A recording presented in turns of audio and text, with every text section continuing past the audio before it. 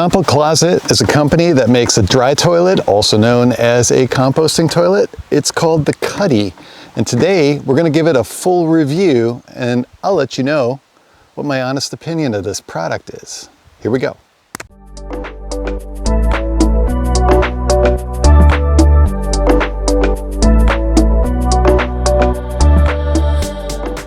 All right, so it's another beautiful day here in the Catskills region of New York. I'm here at my tiny house. These friendly folks at CompoCloset have supplied me with this toilet. The fact that they made it available to me for free will not color or enhance my review in any way because my integrity cannot be bought. Let me get my favorite feature of this toilet out of the way right away.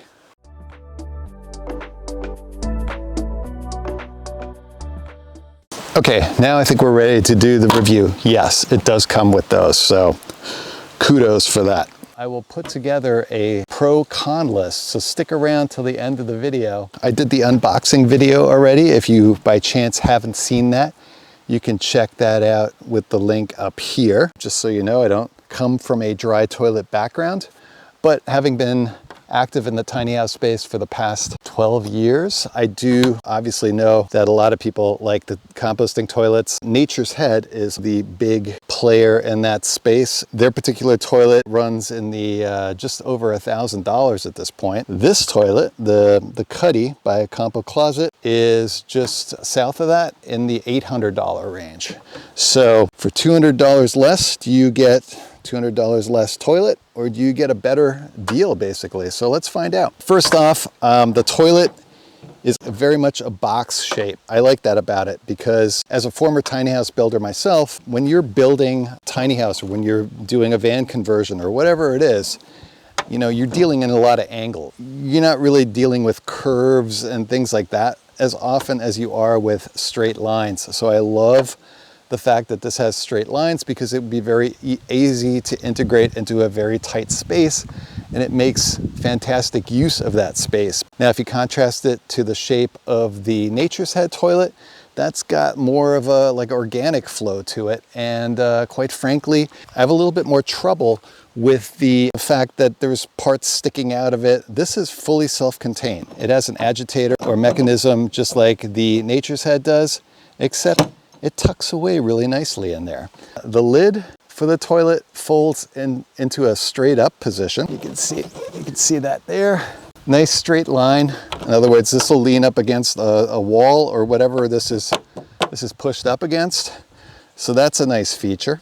The toilet weighs in at right around 20 pounds, so it's not terribly heavy. Once you lift the lid, you're greeted with this, and I'm touching all this because this toilet has never been used. Normally I wouldn't be like all like this to a toilet. This seat is integrated into the box itself. The seat is not replaceable unless you replace this entire piece. In here, we see that we have kind of the same setup as a Nature's Head.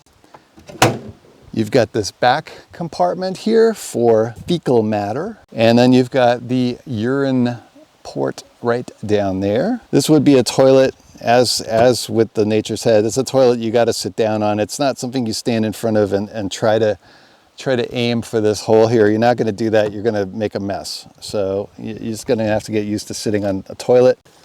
When you lift this up over here, if it were just a hinge in the back, the whole thing would push up against whatever wall you have it leaning up against. But the way that they've done this hinge, it kind of goes up in a straight fashion and you're not encroaching on the wall that's behind there. See that? So it's a much more complicated hinge than it may be needed, but it's for that purpose, that if you have it up against the wall, you can still easily open it. I noticed that there is a place for a 9-volt battery, and I found that to be kind of annoying, especially given that this unit is intended to be sort of for off-grid use for people traveling and so forth. Don't necessarily have a 9-volt battery lying around, so 9-volt battery is in.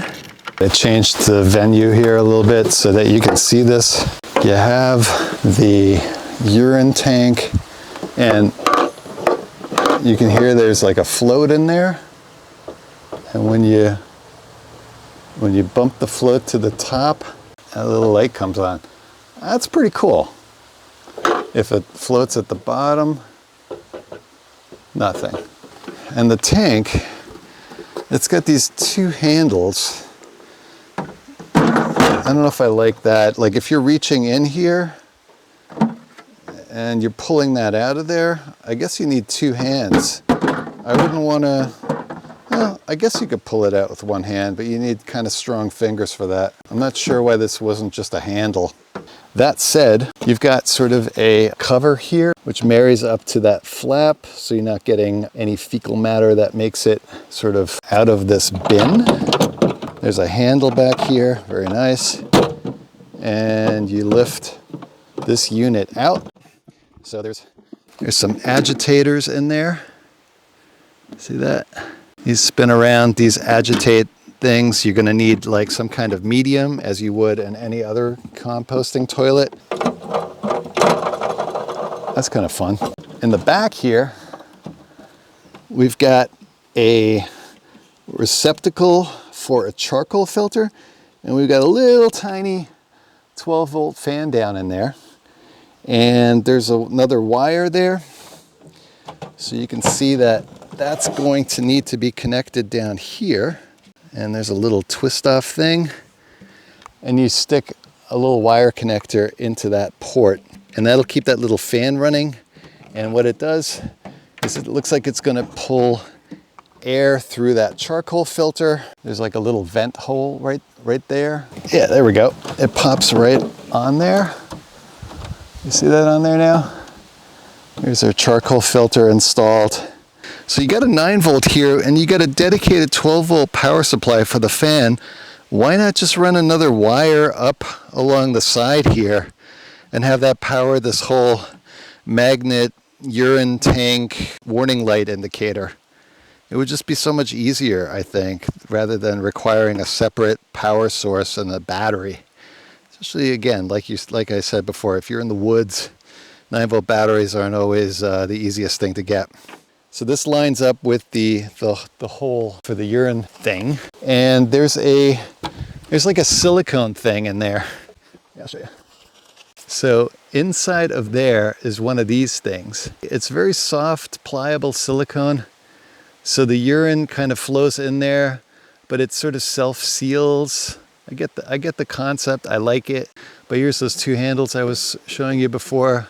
It's kind of awkward to carry it by either one of these, especially if this were full. And then the other thing I noticed about this, so this is your cap for dumping the urine tank. One, this could have been a little bit closer to the edge potentially, so you can get, all the urine out, because it's going to be hard at the end to get like every last bit out. And then the other thing I noticed was on this cap, there's no rubber seal or anything. There's no seal on this, there's no seal on that. I can't imagine that would be kind of liquid proof. But if you were carrying it like this, I don't know, I have a feeling like liquid could leak out of there. And this urine tank, it is a little bit beveled on either side. So there's only one way that it goes in. The lid seems to seal pretty nicely too. There's no sort of rubber gasket or anything on this. It does form a pretty good seal. I mean, I think this top lid is a little on the flimsy side. It does say on there, sit, don't stand. So don't stand on this because this would break pretty easy. The other thing I noticed, this back edge back here is not straight. I don't know what happened.